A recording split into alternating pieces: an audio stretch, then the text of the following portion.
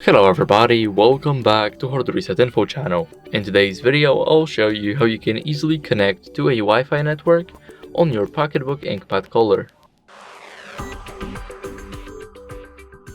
So first, head over to Apps, and now go to Settings. Here, what you guys need to do is click Wi-Fi. Now make sure that the network access is enabled. And now select the network that you want to connect to. So for me it would be this one. And now here what we need to do is enter the password.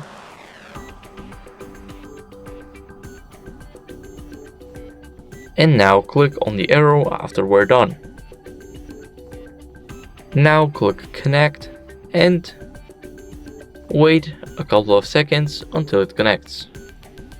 As you guys can see, now we are connected to the Wi-Fi. And that would be it. Thank you guys for watching, make sure to leave a like, subscribe, and see you in the next video. Bye.